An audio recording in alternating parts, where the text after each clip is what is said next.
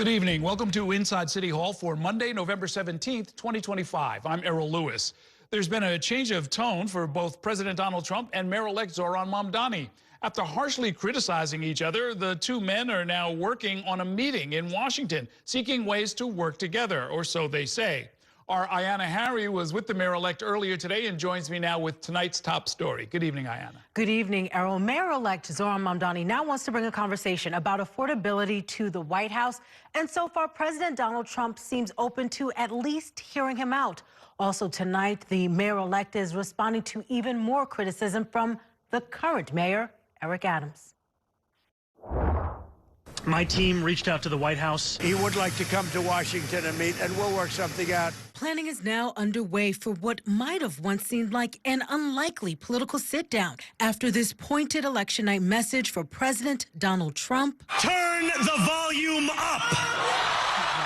Monday, Mayor-elect Zohran Mamdani revealed he's now actively looking to visit the White House. He'd like an audience with President Trump to discuss SNAP benefits and grocery prices. The president ran a campaign where he spoke about a promise to deliver cheaper groceries, a promise to reduce the cost of living. We are seeing his actions and that of his administration in Washington leading to the exact opposite effect for New Yorkers. Mamdani opened up about his meeting request with the president during a visit to Potts, a community kitchen and food pantry on Webster Avenue in the Bronx.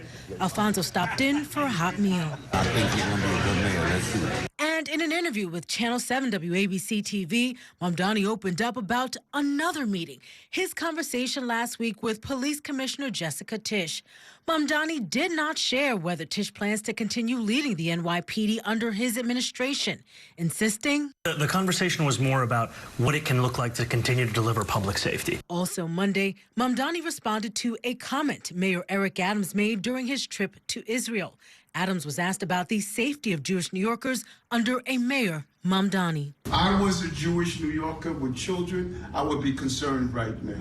I am looking forward not only to deliver for the many Jewish New Yorkers that were a core part of this campaign, but frankly for each and every Jewish New Yorker across the 5 boroughs. And we have now learned that Mayor Eric Adams will continue to remain outside of New York City at least until Sunday. The next stop on his international trip is Uzbekistan, Errol. And what will he be doing there? Do we know? It's unclear, but the mayor has said the main goal of his travels is to promote the interests of New York City and to build relationships that could potentially benefit New Yorkers. And was the mayor suggesting that things are going to get worse, or he'd be more concerned if he was a Jewish New Yorker after January 1st, or is he talking about right now? He's talking about after January 1st. The question was specifically about the safety of Jewish New Yorkers during the Mamdani administration, and Mayor Adams responded that he would be concerned, and he said he would be concerned about people's safety as well as for their children. You know, I'm sorry we weren't there to ask the follow-up questions, like, even if your hand-picked police commissioner is still in place? Yeah, we were not there in Israel to be able to ask this question. And part of the challenge is that some of the mayor's international travel has been announced relatively last minute. His full details haven't been shared, but we have been able to, thanks to international journalists, learn some of the details. And as you just saw, also get some of the recordings of some of his comments. Okay, on to Uzbekistan. Thanks very much, Ayana. Also tonight, Brooklyn City Council member Chiose took a step toward challenging Congressman Hakeem Jeffries in next year's Democratic primary. The matchup would pit a young Democratic socialist against one of the most powerful Democrats in Washington. Our Bobby Kuza joins us now with a closer look. Good evening, Bobby. Good evening, Errol. And there has been chatter about this for months now, especially because Hakeem Jeffries took so long to decide whether or not to endorse Zohran Mamdani in the general election. So there's a lot of discontent on the left. There was this question of whether somebody would run against Jeffries in a primary from the left, and it appears that that's now exactly where we're headed. As recently as last Wednesday, Brooklyn City Councilman Chiose dodged when asked about running for Congress. There's a lot of work to do in the council. Focused on my time in the council. But Osei moved closer to a run on Monday, filing paperwork to create a campaign committee to challenge Brooklyn Congressman and House Democratic leader Hakeem Jeffries. In a statement, he said, quote, "The Democratic Party's leadership is not only failing to effectively fight back against Donald Trump, they have also failed to deliver a vision that we can all believe in. These failures are some of the many reasons why I am currently exploring a potential run for New York's 8th Congressional District." Jeffries had a succinct response to the news. "Come on in, the water is warm." Jeffries is in line to become Speaker if Democrats win control of the House in next year's midterm elections. He has reason to be confident in his re-election prospects.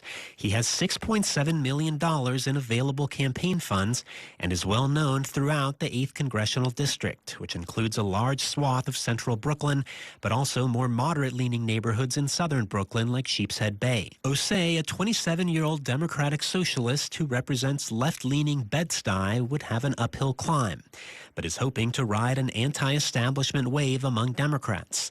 Osei was an early and enthusiastic supporter of Zohran Mamdani, but despite their ideological alignment, Mamdani has been cool to the idea of Osei challenging Jeffries. While I appreciate the great work that Councilmember Osei has done on the council, especially for tenants, I believe that there are many ways right here in New York City to both deliver on an affordability agenda and take on the authoritarian administration in the White House. The DSA New York City chapter meets on Wednesday and could give Osei a boost if it formally endorses his candidacy. And this, of course, puts Zohran Mamdani in something of a bind, right? Because in order to be successful, he's got to partner with some of these mainstream Democrats like Hakeem Jeffries. He would also benefit if Democrats were in control of the House. So he doesn't want to alienate these people by supporting, insurgent candidates like Osei, which is why he's, treading very carefully right now and has reportedly tried to discourage Osei from running behind the scenes. Yeah, it's pretty rare for incumbent Democratic members of Congress to get turned out of office. It hasn't happened in quite a while. Right. I mean, we saw this during that wave with AOC back in 2018, but it is very difficult. And Osei is not well known in the district. The district is fairly diverse in the sense that, it covers places like Brighton Beach and Sheepshead Bay, and then it goes up to Bed-Stuy, which is significantly more liberal leaning. So Osei is going to have to appeal to the entire district. He's going to have to get his name out there, and he doesn't have the money. So it's going to be a tough ride for him. He's a relatively new member of the Democratic Socialists, right? It's not like he's one of their candidates who won way back when. Exactly. I think he just recently joined in the last few months. So he's always been, a very left-leaning member of the city council, but he wasn't a card-carrying member of the DSA until recently. He really kind of got, I think, probably the most public attention for the bill that was his a few months ago that banned brokerage fees being charged to renters. I think he's probably gained the most recognition from that piece of legislation. Okay, thanks very much, Bobby. We're going to take a short break now. When we come back, the leading contenders for City Council Speaker are making their case tonight about why each of them believes they'd be the best person for the job. We're going to bring you a live report from the Candidates Forum in Chelsea next. Later on tonight, I'll be joined in studio by Morris Katz, one of Mamdani's top advisors. We'll talk about his historic win and what it means for the future of the Democratic Party. Stay with us.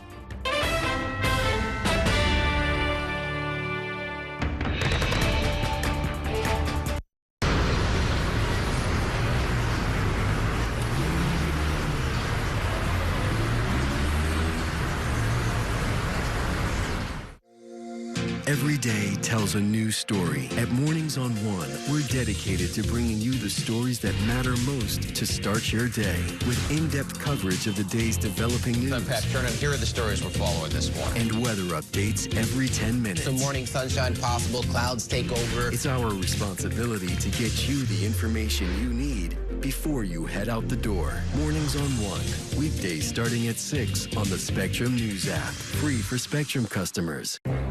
Spectrum TV, isn't that only live TV? No, it's only all my favorite streaming apps with live TV. Okay. It's only all included at no extra cost, and that's the magic of math.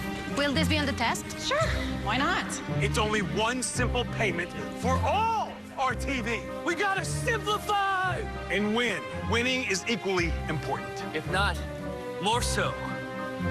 Yeah! Only Spectrum TV, fixed TV. I'm Sandra, this is Jorge, and we were adopted in 2019. I remember when they first came to us, Michael was already a teenager. The whole cliche of, they're so lucky to have you guys, and it's the other way around. They have changed our family for the better. They chose to love us. They didn't have to. They chose us. Family. Learn about adopting a teen from foster care. You can't imagine the reward. Visit adoptuskids.org. And that's a look at some of what's in the papers this morning. You've done at the sports section. Today's story is about the latest chapter for a beloved local business.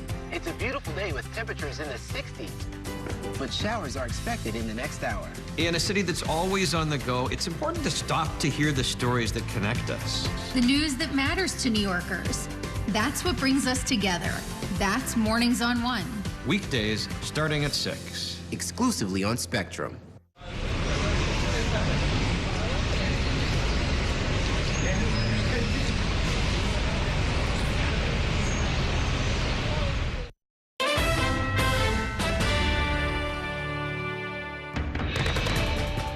Welcome back to Inside City Hall. Tonight, the Association for a Better New York is hosting the 5 city council speaker candidates for a forum where they laid out their vision for the city, and they took questions from Abney members. Our Kelly Mena joins us now live from the Whitney Museum of American Art with a closer look at tonight's forum. Good evening, Kelly. Good evening, Errol. That event forum just finishing up. All 5 candidates who are vying to be the next speaker of the city council were here. This was an opportunity for them to pitch themselves to the city's business and civic leaders. Tonight's forum lasted about an hour. We were able to speak to all of the candidates ahead of them speaking to the influential leaders in the room. And here's what the 2 top contenders said about their message to the business community. I think this council has seen for the last 4 years what an adversarial relationship looks like between both sides of City Hall.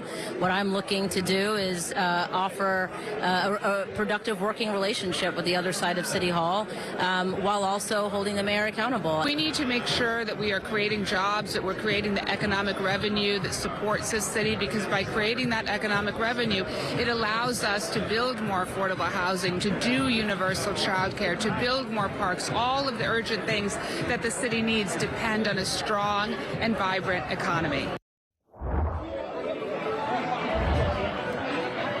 And the candidates during that forum were also asked to list off their top 3 priorities if they're the one that ends up being the next speaker of the council. Here's what they said.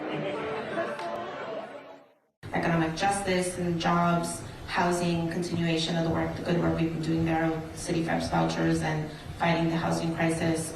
And transit justice, coming from a community that's a desert. We are going to reform every single facet of the city council. Reform legislative process, how to introduce bills, which bills get a hearing, which bills get a vote, the budget process. I would create a subcommittee underneath the Committee on Gov Ops that would focus solely on what's happening out of Washington to be able to protect New Yorkers. Second is addressing the affordability crisis.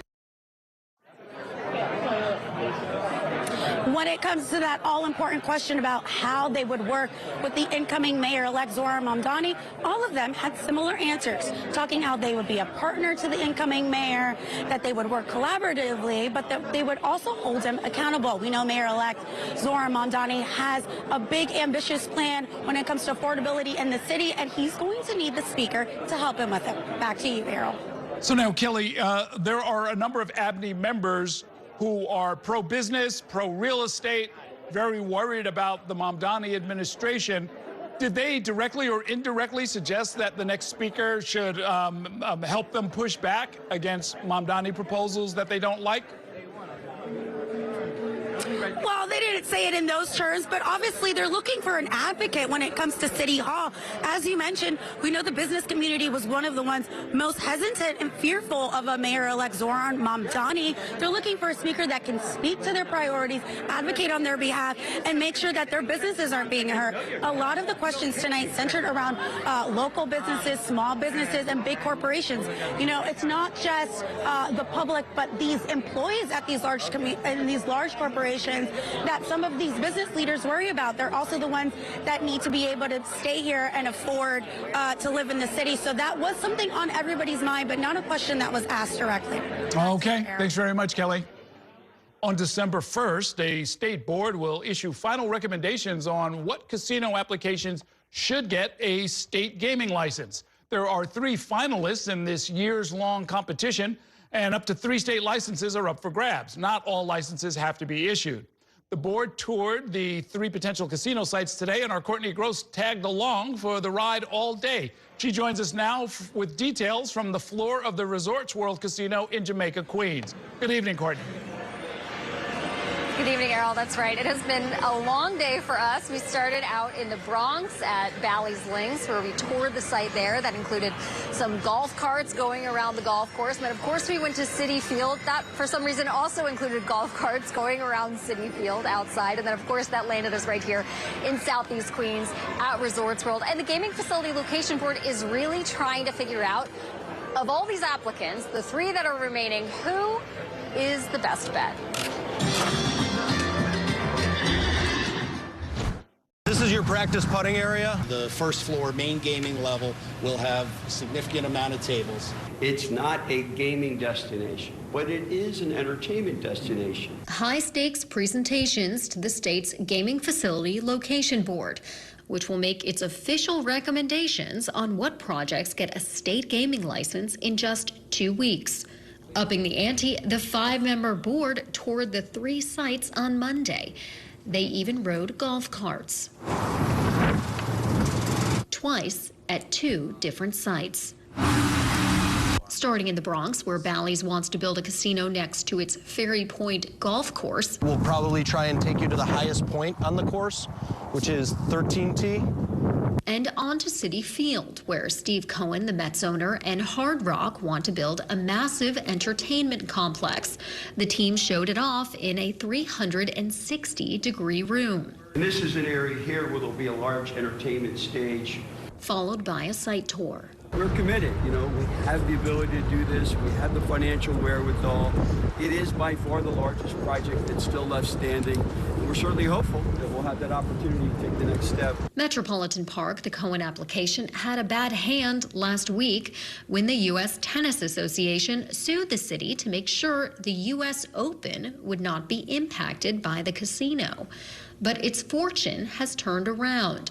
The city and the Cohen project reached an agreement on Monday, appeasing the association's concerns. In a statement, a spokesperson for the Tennis Association told New York One, "We're thankful that the court honored our request and that the city has complied by adding the required language to its lease, which now acknowledges protections during the 3 weeks of the U.S. Open. We look forward to welcoming the casino as our newest neighbor in Flushing Meadows Corona Park." Meanwhile, Resorts World, which already operates slot machines at its site in Queens, was pitching its project to the board by highlighting its ability to open much faster. And it's more money for the education system, for the MTA.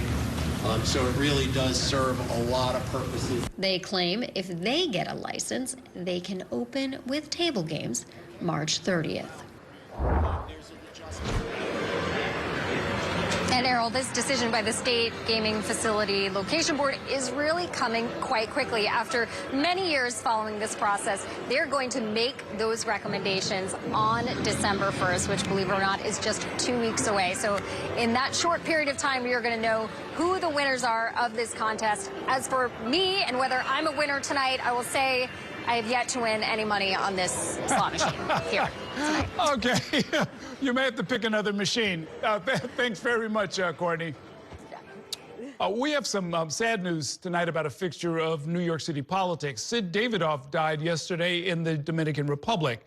He was 86 years old. Davidoff began his career as a campaign aide and all-around troubleshooter for former Mayor John Lindsay. Back in 1968, for instance, he brokered the release of a Columbia University dean who was being held captive by students. That same year, when Mayor Lindsay famously walked the streets of Harlem to calm tensions and head off a riot, Davidoff was at his side. Last December, Sid Davidoff wrote an article about his experiences landing on former President Richard Nixon's list of political enemies. It was a point of pride for Davidoff. I think it should absolutely be carved into my gravestone. He was lucky enough to be on Nixon's enemies list. We're going to take a short break now. Coming up, President Trump is reversing course and now says that House Republicans should vote to release the Jeffrey Epstein files. We'll explain why in 2 minutes. Stay with us.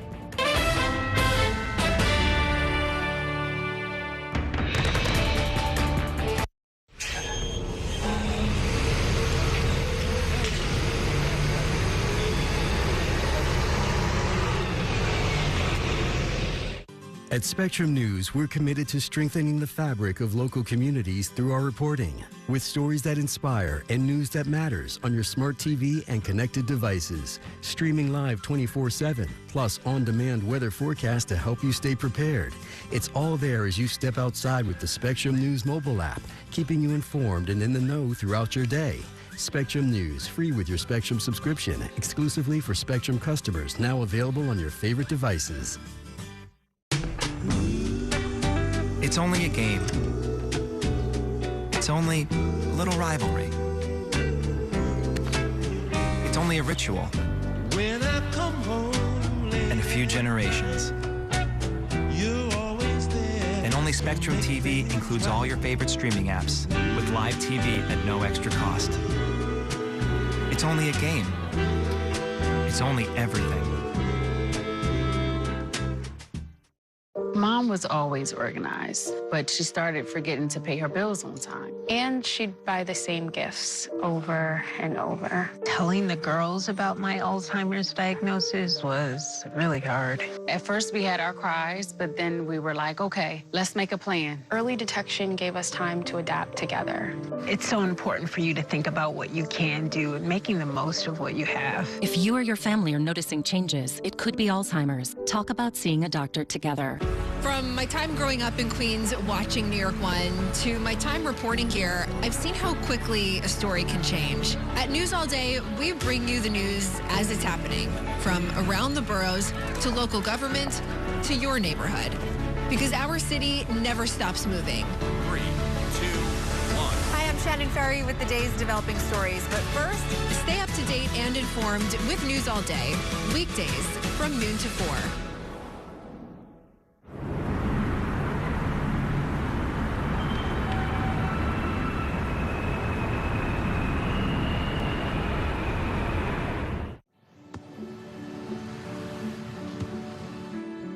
I don't remember how it started. Go to that. Our back and forth. It always came back. Dad! You probably don't remember what you told me, That was perfect. but I heard every word.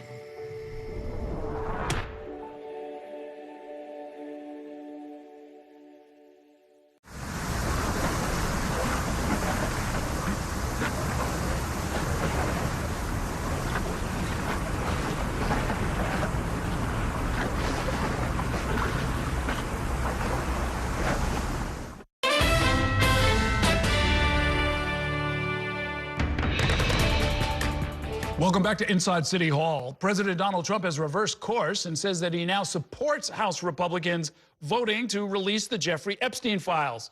A sizable number of Republican lawmakers already were prepared to vote for releasing the documents.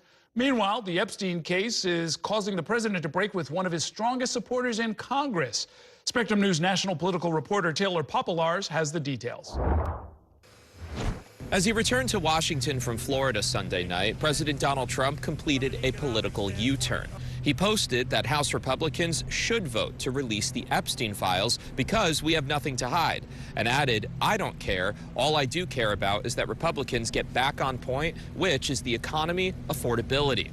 It was a notable shift because the president has spent months dismissing bipartisan pleas for the release of all files from the investigation into convicted sex offender Jeffrey Epstein. This is a Democrat hoax that never ends. The House of Representatives is expected to vote Tuesday on forcing the Justice Department to release the Epstein files. Many Republicans were expected to support it even before Trump announced his about-face. But his switch indicates an awareness of the political toll this controversy is causing. So they're using Jeffrey Epstein as a deflection from the tremendous success that we're having as a party. The president campaigned last year on releasing the Epstein files and has frustrated even some allies by not following through on it.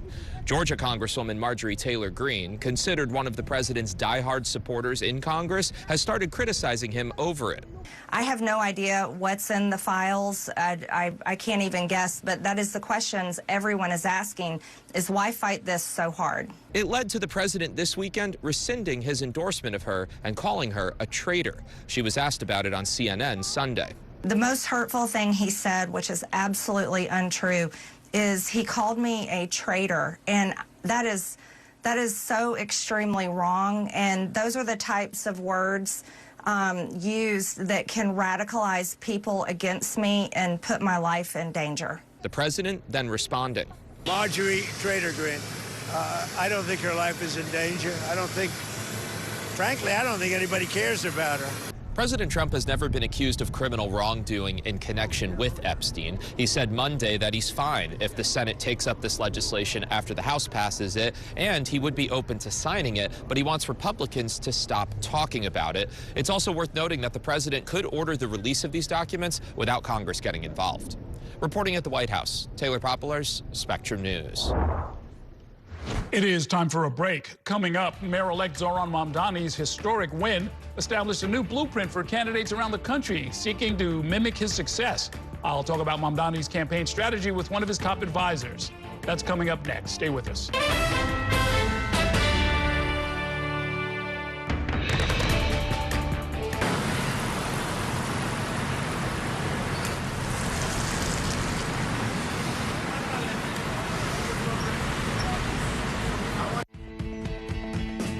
In Focus with Cheryl Wills, a weekly show discussing decisions and potential solutions for issues making an impact in your community and your city.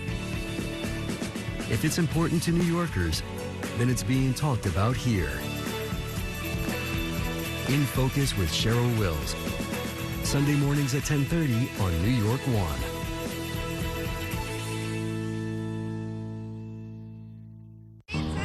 It's only a slice. It's only made possible by Spectrum, connecting businesses of all sizes, like small businesses, instantly serving up orders and inventory on the Spectrum Fiber broadband network.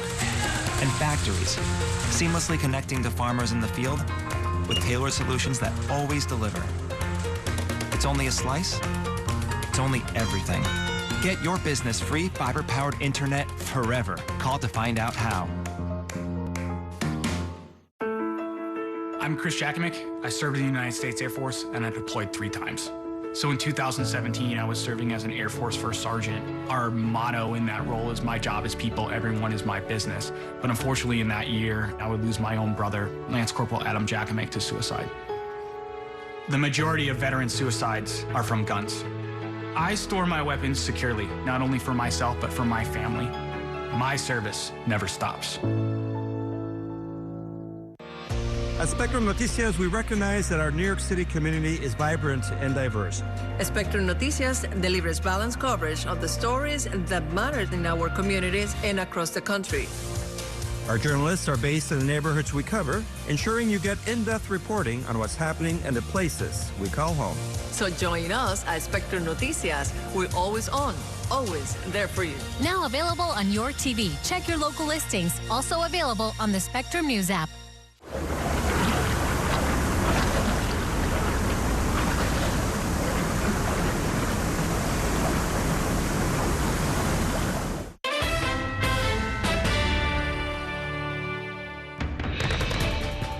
Welcome back to Inside City Hall, where we are continuing to pull back the curtain on Mayor-elect Zohran Mamdani's historic win. Mamdani, who is 34 years old, is set to make history as one of the city's youngest mayors in more than a century. It was his campaign messaging that galvanized younger voters in particular, those who were fed up with the status quo of the Democratic establishment. My next guest, Morris Katz, is one of the engineers behind Mamdani's success, especially with the youth vote. He is a 26-year-old campaign strategist who served as a senior advisor to Mamdani. He has also worked on a number of campaigns around the country, including for Pennsylvania Senator John Fetterman. Welcome to the program. Great to see you. Thanks so much for having me, Mayor. I appreciate it. Absolutely. How did you get connected up with the Zohran Mamdani campaign? In about April of 2024, some folks put us on a group text together, and he asked to get coffee at a Kawa house in Astoria. And I sat down, quasi-skeptical. And within 2 minutes, I knew that he would be the next mayor of New York. What did you hear in those 2 minutes? Just a clear vision of what the crisis was that was facing New York, an affordability crisis, a lack of faith in government, and he countered it with a clear vision of how government could actually make people's lives better, that government could take on this affordability crisis, and that there are many things that a mayor can do, and that we could campaign off of a politics investing in what's possible, not just kind of held back by what has been, that we could show up in communities that had been left behind, that we could energize young people disenfranchised with our politics and who didn't see their future in our city, and build a new coalition to bring in a new day in our city. A lot of candidates and their consultants say, we're going to expand the electorate, we're going to bring young people in, we're going to build excitement. They haven't been able to do it, but you did. Why? Because I think for Zohran, it wasn't a slogan, it was a guiding belief. And I think oftentimes when you hear that, when consultants say it or politicians say it, what they're doing is in the last, 2 weeks of a campaign, sending some mailers saying, hey, come out and vote for us, or, doing a concert somewhere and asking young people who've been ignored for the previous year of the campaign to show up. With Zohran, it was an inherent belief in the campaign was that no person should be left behind, no community should be left behind, that all of these people who've been so essential to the culture of our city, but have been on the fringes of the politics of our city, and that it didn't have to be that way. And so he didn't wait until April of the election year to start talking to young people. He was talking to young people on day one of the election. He didn't wait until May of the election year to reach out in different languages to immigrant communities, to show up in their places of worship, in their local businesses, in their restaurants. He was doing that the entire campaign because it's his vision for the city. Okay, there are a lot of people who are taking notes right now, a lot of would-be candidates and consultants. A little bit of your background. You went to PS 234, you're from Tribeca. I did, PS 234, shout out, yeah. Beacon High School, Skidmore College, and you had the sense to move to Brooklyn with the rest of us. So, my mom's very upset about it. Okay, well, I'm sure she's very proud of you right about now. But you come from a showbiz family, meaning your father, I think, is the one people would know. David Barr Katz is a screenwriter whose credits include American Gigolo, yes. the series, and he has a credit on Ray Donovan, actually, a show that a lot of, I know, our viewers like. And you actually sort of have some experience in showbiz that I think is probably playing out now in your role as a political strategist. Absolutely. When growing up, I thought that's what I wanted to do, and grew up on sets, working as a production assistant, shadowing my dad on different productions. And I think what attracted me to that was that arts and entertainment are a way to connect with people, to make people feel something, to brighten their day a little bit, to expand their vision of what's possible. And what I've come to see is that politics can be that too, that we can tell a story that lifts people up, that gives them hope, that makes them feel something, feel part of something larger, and ease the burden just a little bit, and that there's an importance in a society and a culture that's more isolating than ever, that there's a responsibility we all have to bring people together, to make people not feel so alone. And I think that that's something that arts can do, and that's also something that our politics can do if we have the right candidates. Was there an arc? It's interesting, because I'm thinking you probably have this in common with Zohran Mamdani, who also grew up as a production assistant working on his mom's movie sets. But was there an arc? Was there sort of a large story throughout this, or is it just kind of, episodes of, hey, look, here's hope, here's solution, please feel better, and then we'll tell a different version of that next week? I think Zohran's campaign was him telling a story of what this city could be, and also of what city government is. And I think there are so many people, again, who've lived in this city for decades, but have yet to see themselves reflected in the way politicians talk about this city.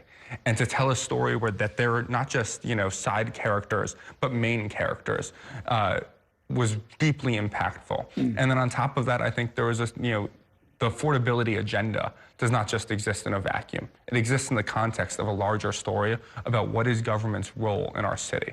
That it is not government's job to just sit by on the sidelines while working people are pushed out of this city, but that there is an affordability crisis, and it is government's job to address it. When people say, when Mamdani's critics say that the rent freeze and some of the other proposals won't work or can't get done, that kind of a thing, is this an instance where what they actually seriously fear is that it will succeed and that a lot of their assumptions and maybe a lot of their financial and political interests are going to crumble underneath that?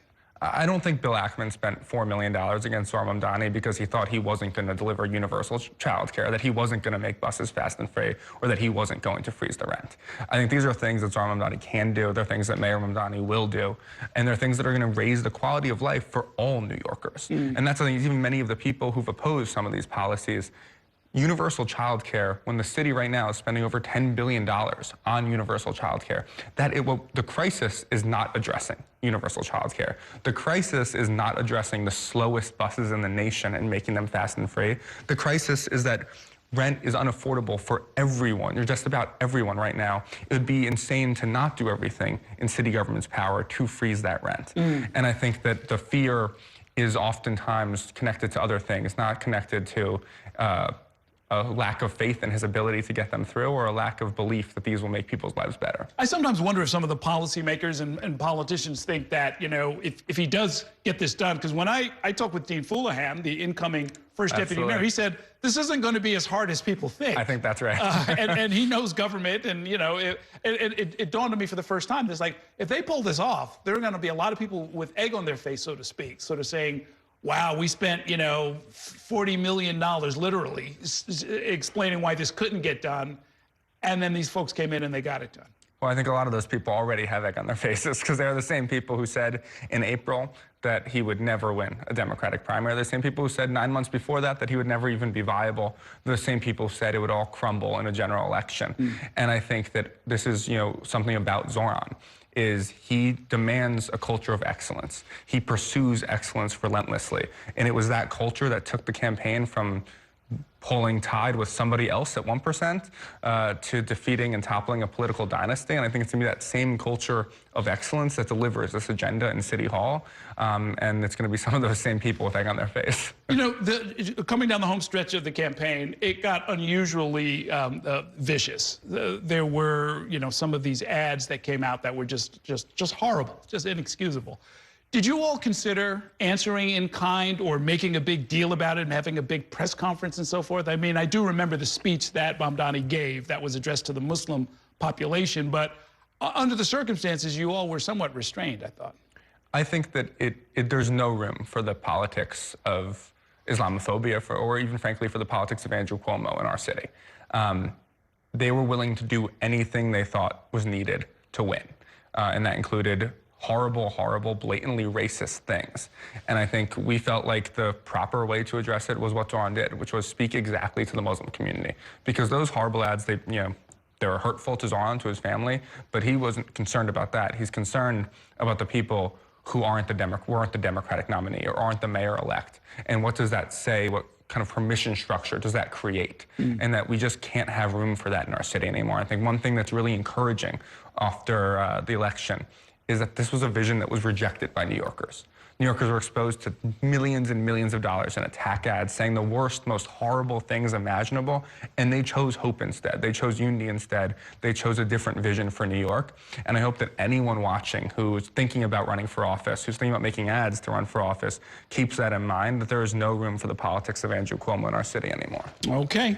We will see you out on the campaign trail because you're always working on these other campaigns all around the country. We want to hear about those. I know your phone's ringing off the hook these days. Thanks so much for coming by. Thank you so much, Errol. Okay, we're going to take a short break now. When we come back, we'll keep our focus on the transition when I'm joined by two top consultants. Stay with us.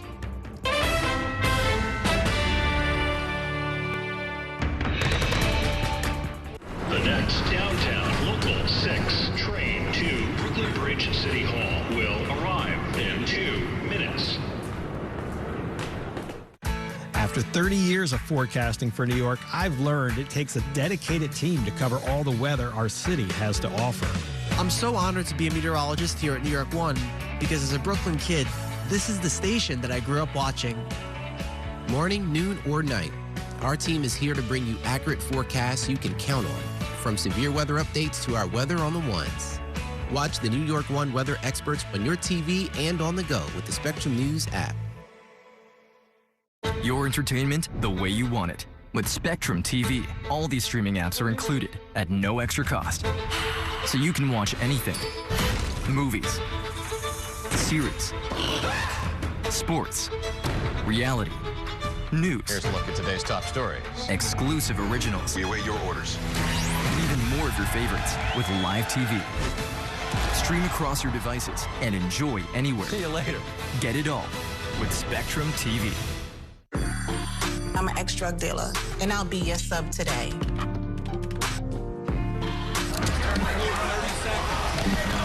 Two milligrams of fentanyl can be lethal. A lethal dose is in here. Who gets it, I won't know. It's cheap, it's potent, and it's profitable. The sad reality is fentanyl is being mixed into everything now. More kitchen now. My father was a New York City firefighter. My mission, like his, is to serve New Yorkers in a city that doesn't stop when the sun goes down. Being with New York One since the beginning, I'm now honored to join you even earlier each weeknight. Starting at 8 with New York Tonight, we'll explore the latest news developments, followed by New York One at 10 to wrap up your day. So join me each weeknight starting at 8 right here on New York One.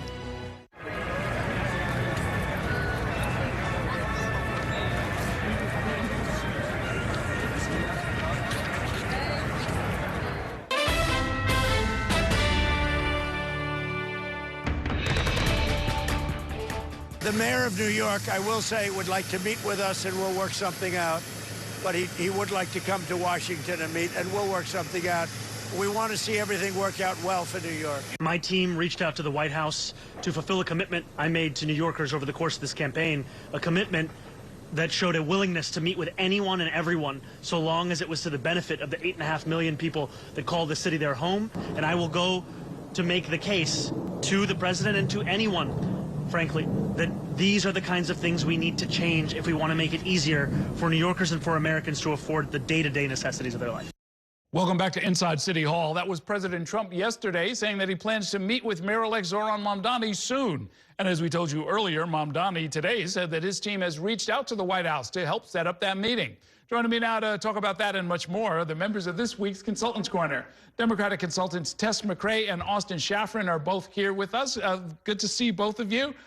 You never say never, but I'm thinking this is not going to be a bromance when these two get together. Probably not. I mean, I think it's important to know that Trump's exact words is he would like to meet with me, right? So, you know, classic Trump positioning the power around himself. You know, I think it's interesting. I always think of the line from Hamilton of winning is easy and governing is harder, right? So this is the time where Zohran Mamdani is stepping in as mayor-elect, soon to be mayor. He has a real threat with Donald Trump saying he's going to ramp up ICE presence, you know, deny New York funds, et cetera, et cetera. But, you know, I think on the other end, to consider what Trump could get out of this is Trump is talking about Epstein yet again. He is not doing so well in terms of public favor. So I can't imagine that he wants tanks rolling down Fifth Avenue, ICE police continuing to be caught on footage with, you know, gator masks on. There's a lot of chaos and a lot of I think negative backlash that comes from that. So I think if he can, of course, always on Trump's terms, make it look like he's cooperating a little bit with the mayor. I mean, the chaos is deliberate, though, right? I mean, you know, they're not accidentally jumping out of helicopters while the cameras are rolling and doing needless raids that yield no arrests, which is what they did in Chicago. No, it seems to all be very well staged and very well choreographed. Look, I think this is a brilliant move by the mayor-elect to reach out. He's obviously staked out a very strong platform, a very strong affordability agenda, and very strong feelings about how he's going to defend and protect New York against massive deportations, cuts, militarization, deployment coming to our city. And you can either figure out a way to work with the president or work around the president. Either way, getting a chance to meet with him, understand the intentions, and play into the theater a little bit could probably be beneficial for both the mayor-elect and, to extent, the president, who's just coming off the longest government shutdown in the history of the country. Yeah, we shall see. Let's talk about the current mayor for a minute. He's in Israel right now. We just got word that he's going to be leaving from there and going to Uzbekistan. But I wanted to bring up something that he said while he was I believe he was still in Tel Aviv. He says, if I were a Jewish New Yorker, I'd be concerned about my children. He said, everything is not fine.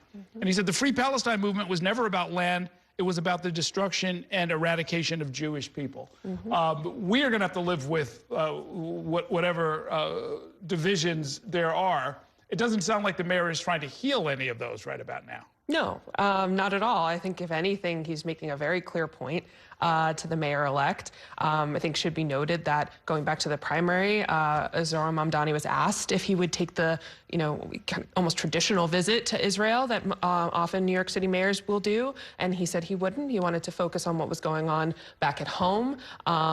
What's clear is one of the more effective attacks that was made against Zohran Mamdani was that he was too to the left on Israel and what's been going on in Gaza. So it is intentional. I think it is to make a very clear point, and I think it is certainly to sow a little bit of distrust in the mayor-elect. I don't know how effective the messenger is in this, Mayor Eric Adams. You got to wonder about that. I mean, what's in it now for? I mean, I guess you just have to assume that this is just truly what he believes, because there's no political advantage whatsoever between now and the remaining, 40 days of his mayoralty. Or that he's auditioning for his next job on Fox and Friends, and he's going to be making the commentator round tables and circles, and that's probably a position he's going to be in. He's going to be the on-air critique of the new administration, and he's drawing the battle lines. He's making it clear that, if you say this, you're for this person, you're against this.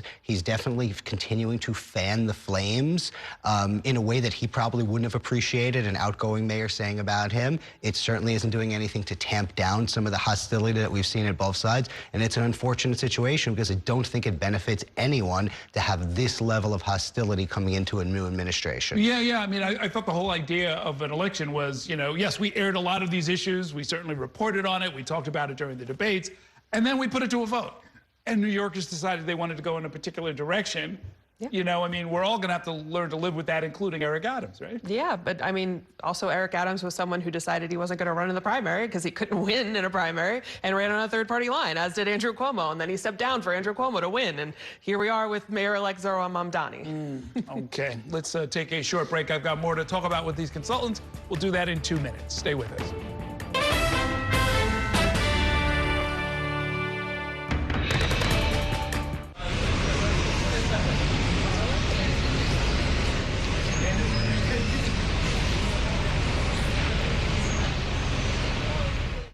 Here's the deal. People need a place to explore national issues that have an impact on their community. To understand those issues better, we're bringing together our team of local political journalists from across the country to break down what's happening. So join us every week to catch up on the key stories making a big difference across the nation and in your local community. Watch The Big Deal with Errol Lewis Friday nights at 9 on Spectrum News New York 1.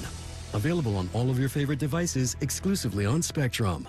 There's an international travel plan with Spectrum that was an additional $10 a month, as opposed to paying a ridiculous amount per day for roaming fees. This literally felt like my old phone carrier was reaching their hand into my wallet and just helping themselves to some of my cash. I like having no surprises when it comes to my cell phone bill. And with Spectrum, that's been the case. So it saved me a ton of money. Real customers, real savings. To see how much you can save, visit spectrum.com/save.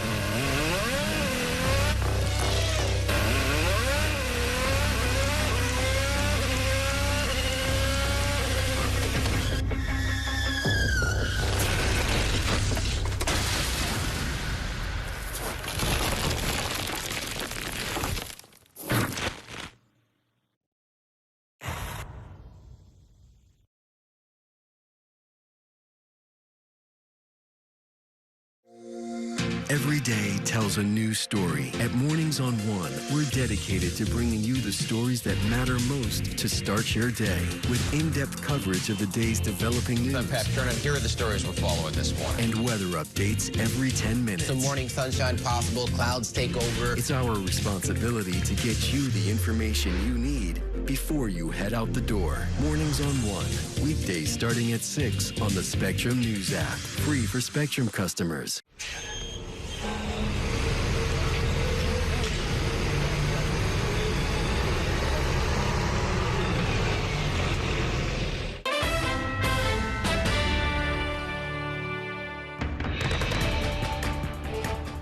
Welcome back to Inside City Hall, where I am once again joined by my Consultants Corner. We have two Democratic consultants, Tess McRae and Austin Shafran. There are a whole bunch of challenges to sitting Democratic lawmakers. Chiose has opened an account. He's widely expected to at least consider challenging Hakeem Jeffries for his congressional seat. Michael Blake, the former assemblyman running against Richie Torres up in the Bronx. Alexa Aviles, endorsed by the Democratic Socialists of America, running against Dan Goldman. Even Grace Meng has a challenger. Is this a Democratic circular firing squad? What's going so wrong that all of these people are getting challenged? Well, I think, serial killers aren't the only ones that have copycats. We see it in politics. Someone was successful. Zohran Mamdani set the mold. A lot of people think he may have broken the mold because he probably did it better than anyone we've seen in generations. And now you're going to see a lot of far left DSA socialist candidates thinking, I can pull off the same thing on a more local stage, whether it's Congress or in a city or state municipal election. They're going to try to get the gang back together and have be the same change agent that Zohran was. On the other hand, we already came through a citywide campaign about affordability. You're going to have to sort of cast around and look for some issues, or would it be the same issues that they might run on? It'd probably be the same issues, but you're right. When you have a primary challenge against an incumbent, you need a very clear message as to why this incumbent is the right choice. So if we go back to 2018, AOC ran against Joe Crowley, chair of the Queens Democratic Party, a powerhouse in D.C. Her case was, this man doesn't even live here. He's in Virginia half the time. He doesn't know the Bronx. He doesn't come to the Bronx. And that was very clear to voters. Yeah, I don't see this man around. I don't know anything about him. We're not going to vote for him. So if you can't make that clear line of why this incumbent is not right, it's going to be an uphill battle. And that was almost heaven sent, right? I mean, that was like a perfect case study because more of the votes were on the Bronx side, and yet here's the Queens leader who's representing the district. That's not true, though, for Hakeem Jeffries. No, but you can see a similar analysis by Chiose being made. This is someone who, very much like Joe Crowley, is in line for the top leadership position in all of Congress. And you could see Chiose saying, not only isn't he representing our district well, doesn't he have a consistent and compassionate presence, but he's too caught up in the politics of Washington to be able to actually change it. And very much like Zohran, I'm someone who's going to come in and be able to shake things up in the right way, in the way that folks in our community need to see them. Now, interestingly, Mamdani apparently has indicated to Chiose, maybe let this one go, right? Which I guess complicates the effort to make that case. Because it does, and because Hakeem Jeffries, even though it was late, and even though it wasn't a glowing endorsement shouted from the rooftops, there was an endorsement. There was some unity behind, Mayor-elect Mamdani as he was late in the game, the Democratic nominee. You can see someone like Mayor-elect wanting to avoid a lot of the political messiness, especially when he's going to need help on the state level and on the federal level to get his affordability agenda done. And having someone like Hakeem Jeffries facing a heated primary from someone that the mayor needs to work with on a daily basis in the city council doesn't present well for him. And anything he could probably do to help avoid that situation would be to his advantage. Dan Goldman has been frequently on this program, but also doing a lot of media. I mean, he's a former prosecutor. He's one of the people who worked on the impeachment of Donald Trump. He's got a lot to say about national issues. Why is he getting a challenge? I think it's a similar tone. I think people feel right now that the sort of mainstream Democrat is not doing enough. Voters are frustrated. Polling shows like incumbents are not really popular right now. Neither party is really popular. Democrats doing a little bit better. And I think it's a similar argument. We can make this about progressive populist issues the way Zohran did. Cosplaying, I don't know if that's like the most effective way to get to a victory. We'll see. But I think it's all kind of, like you said, copycats, exactly. Now, don't they all run the risk of, I mean, as far as I can tell, the big story going into 2026 is going to be, for us at least, the governor's race, for sure, but then also, control of Congress, right?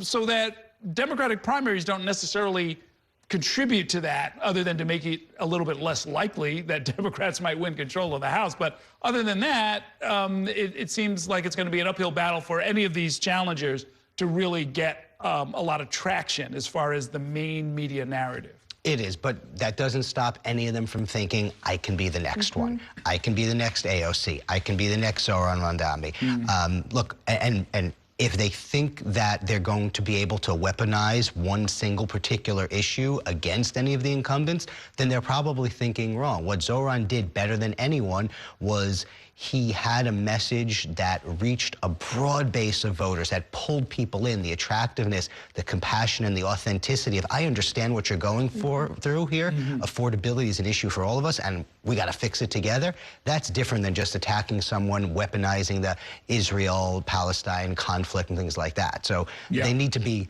learning from those successes. Yeah, I mean, as we just heard from Maurice Katz, I don't know what lessons people are taking, but as he said, telling people a simple story, putting them in the center of it, and saying that the whole system is broken, that it's not just this or that policy or even this or that politician, but that it's a system that we have to change. Anyhow, thank you both so much for your insights. Great talking with you. That is going to do it for tonight's show. Thank you at home for watching, and have a great evening. We'll see you next time inside City Hall.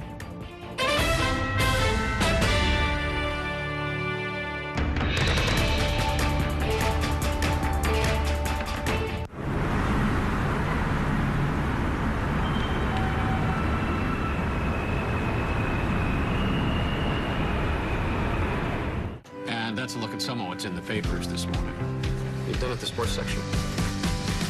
Today's story is about the latest chapter for a beloved local business. It's a beautiful day with temperatures in the 60s, but showers are expected in the next hour.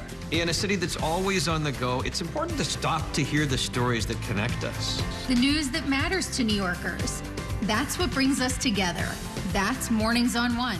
Weekdays starting at 6. Exclusively on Spectrum. Your entertainment the way you want it. With Spectrum TV, all these streaming apps are included at no extra cost. So you can watch anything. Hey, brother, be careful. Movies. I've got this condition where I don't feel pain. You're a superhero. No. Series. There was another murder in the building. Sports. Reality. Here's to a summer you'll never forget. News. Here's a look at today's top story. Exclusive originals. We await your orders. Even more of your favorites with live TV. Welcome into First Take. Stream across your devices and watch anywhere. At home or out and about. It's the entertainment experience you've been waiting for. Streaming apps included at no extra cost. Who's got that, pal? Get a good look. With live TV and on demand. All together, all in one place for you to enjoy. It's whatever kind of adventure we want it to be. Get it all with Spectrum TV. At Spectrum News, we're committed to strengthening the fabric of local communities through our reporting, with stories that inspire and news that matters on your smart TV and connected devices, streaming live 24/7, plus on-demand weather forecast to help you stay prepared. It's all there as you step outside with the Spectrum News mobile app, keeping you informed and in the know throughout your day. Spectrum News, free with your Spectrum subscription, exclusively for Spectrum customers, now available on your favorite devices.